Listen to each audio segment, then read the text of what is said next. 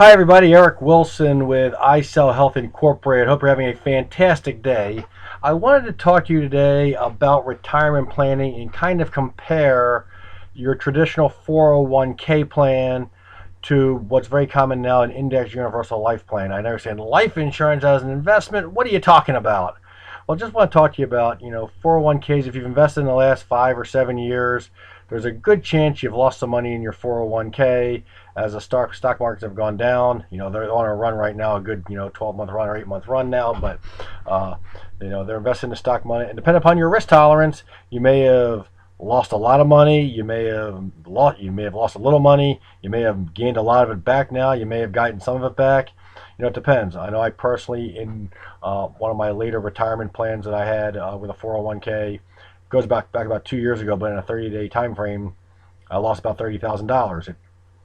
It's just now got back to where it was, and I have not put any more money in it since that time, actually. But I've left the money stay there that was there, and now I do have a fairly high risk tolerance because due to my age. But that's a later discussion. But when you invest in a 401k, you get a tax deduction now, and then when you have to pay the tax later. Now, I don't know that that's a good idea now because the idea behind it is you're going to be in a lower tax bracket when you retire. Less income. However, right now the country is $16 trillion in debt. How do you get out of that? Probably by possibly raising taxes. Also, when your kids are out of the house, you lose your home, your kid-child deduction. You also, maybe your house is paid off, so you lose the mortgage deduction. There's two prominent write-offs right there. If you look at your Social Security statement, it looks like Social Security is planning to run out of money by the year 2041. That's only 25, 30 years from now, so that's in your retirement. Would you be able to sustain that? What do we do then? That probably comes out of more taxes or higher Medicare tax. Also, with the baby boomers retiring every day, that's going to put less people in the workforce. Also, possibly have to pay higher taxes. Also, if you've read about the 401ks, it actually been in the papers that between 1980 and 2002, that was, it's a 10 or 20, what's that, 22-year span. The average return was only 2.7% after fees. So now let's talk about an index universal life policy. It's a life insurance with a cash account. So think of it in two terms. You got your life insurance on the one side and your cash in the other. Okay. Now they both cost money. I mean, you overfund your life insurance. So let's just say your life insurance plan is $30 a month. And maybe you put in the plan $200 a month, 30 going to life insurance, and the other goes into the cash account. That money is not directly in the stock market. They use it to invest in bonds and options, and they guarantee that you never lose money on the principal you put in the cash account. Yes, of course, there is life insurance premiums, but you set up with a minimum amount of life insurance to keep it within the regulation. You can also have with an increasing death benefit, so you get more cash now, funding it while you're young.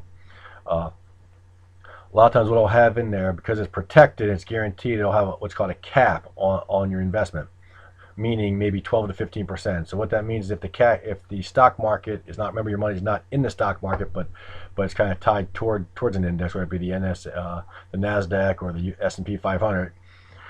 If the stock market's up 30%, you might get 15% or 12%. But the big part is if the stock market is down 20 or 30%, you're flat. So I mean, if you have $50,000 in your cash account and it goes down 25 or 50%, you still have that same amount in your account to work off of, and it resets your index.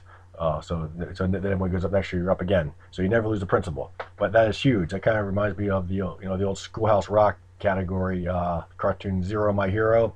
Well, that's where Zero really is my hero, because I didn't lose money on it. What's Warren Buffett's rule number one? Never lose money. That guaranteed you never lose money.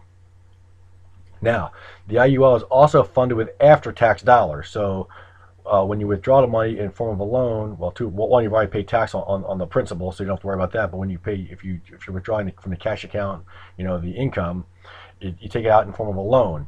So you just like when you don't pay tax on a loan. So yeah, in theory, you'd have to pay the loan back. But what happens is you take money out till you're about 100. You're actually designed to age 120 or age 100. So you never run out of money.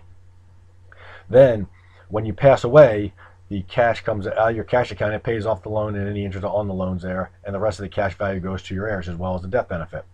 So, and of course, your death benefit is an increasing death benefit. So the longer you keep it, the higher the death benefit there. Uh, so the money you can make in retirement there is astronomical, and it's a tax-free retirement versus a possible tax full retirement there. So just something to look at. There's some information on my blog as well at isellhealth.com. You can also look at my other site at unbelievabletaxfree.com. There's some more information there. Hope you have a great day. Thank you.